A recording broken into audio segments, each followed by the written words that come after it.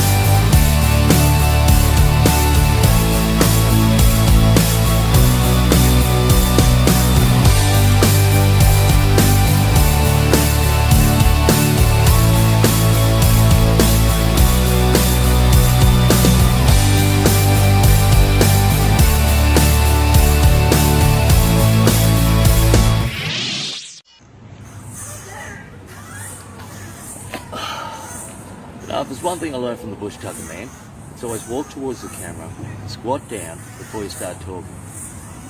I don't know why. Just adds more credibility. Hello and welcome once again, Dancing Dave coming to you from arguably one of the two most beautiful towns in Australia, the other being Windsor, of course. I am here in Richmond, and I'm walking backwards because the sun's been a real pain in the arse. And I'm heading down to St Andrew's Church right now to explain some of the crazy things I said in the last video. And while I'm at it, I would like to take this chance to thank the people of the Hawkesbury, New South Wales community for having such an open mind, especially with some of the assertions I've made.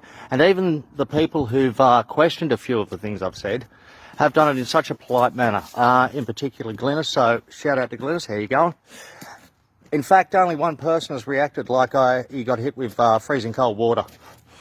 But by and large, people have taken to what I've said with a very open mind and a level of sophistication unmatched in Riverstone, where they reach straight for the pitchfork the moment you tell them something they don't want to hear.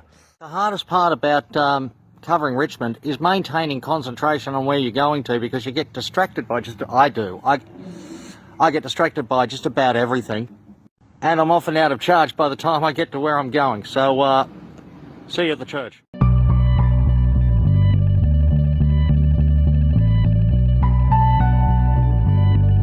Open-ended structure on the right would not only eject smoke into the air, it would collect water from an adjacent running water source and redirect it underneath the towered structure on the other end, ionizing the air and ionizing the water, as well as completing a circuit between the two structures. Every single one of these was built next to flowing water.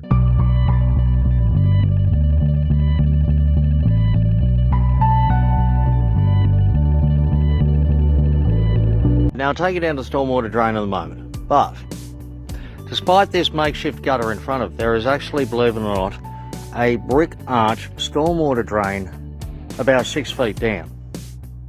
And at the bottom of both these gates here, both these pillars, there are electrodes that run down to the stormwater at both ends, creating a north and south pole, which ionise the water in between, which would ionise the air above, and believe it or not, actually complete a circuit between the two lamps, which is why you've got these running off them, both sides. Okay? And they completed the circuit, and then this is going to be, okay, this is a, and then the church itself, the archways in particular, created a magnetic field that stored the energy. Now, that might be a bridge too far at this stage, but for anyone who doubts me, check with any electrician. They'll tell you that if you've got north and south poles and water in between at the bottom, that will ionise, which in turn ionises the air above. And if you can't find an electrician, just find anyone in the building industry who has had an induction on how not to get electrocuted. They will pretty much confirm what I've told you. So its original use, its original use was not to be a church. It was to be a power station. Until some arsehole called JP Morgan said, where do I put the meter? It's modern, it's raised, but you know what it connects with because it's the last one before you get down to the end. And you know there is actually a stormwater running in that direction.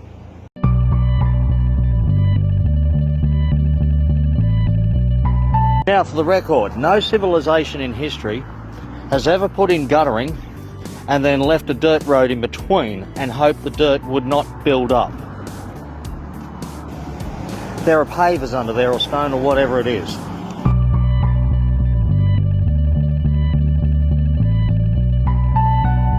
Yes, back to the studio, although that is a bit of an exaggeration. I actually prefer to call this the Bukowski zone, for anyone who's familiar with Charles Bukowski. Legend! But I digress.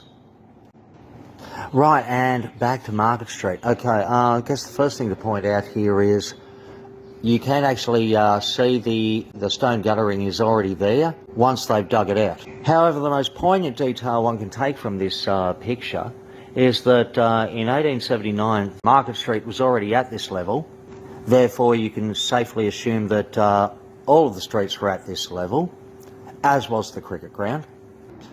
So any building that has a doorway partly or half buried in the ground predates when the road was brought to that level. Also, if you look at the road itself, that looks like it's been through at least one flood. They dug out what they could, then attached a roller to a steam engine, possibly the same one that's on Richmond Road with a Thomas the Tank Engine face last time I saw it. Also, if you look at the track marks on the road, you can see the width of the roller that they used.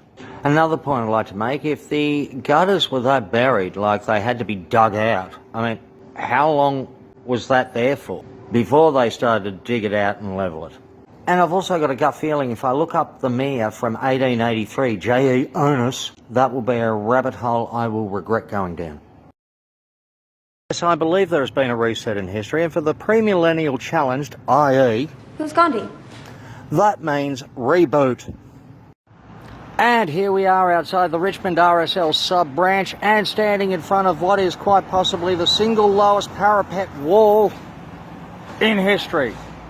I mean, imagine the siege machine you'd need for that. A wheelbarrow and a stepladder would probably suffice.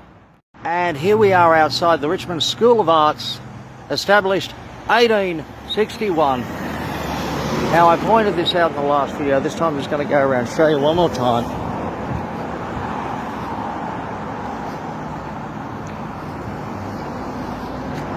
The amazing thing about this building.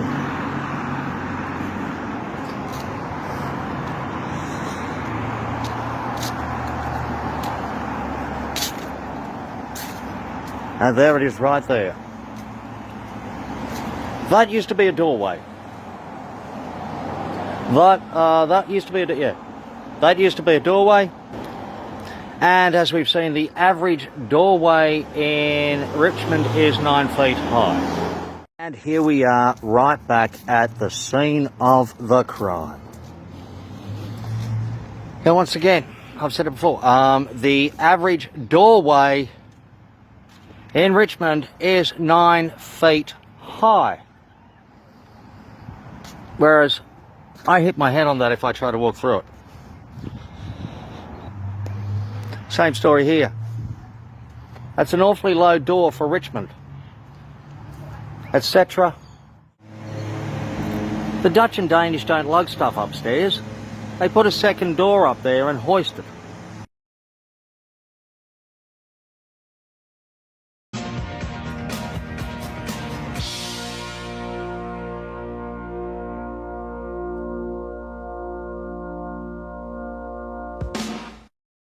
That was Sinead O'Connor, Emperor's New Clothes, and now we're looking at an archway. And why are we looking at this archway? Well, I learnt from a jack of all trades named Matt Patterson, who learnt from his grandfather, Pappy Patterson, or whatever his name was, who worked on the Opera House with a German fella named Ziegler, that this sort of brick archway, brickies don't know how to do that anymore.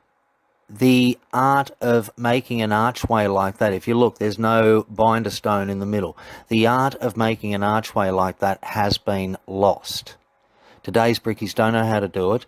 So if you go with the date when this house was supposedly built, in about 1860 thereabouts, somewhere between 1860 and the 1920s, the art/skill for making such an archway has been lost. And no, I am not going to say World War I wiped them all out.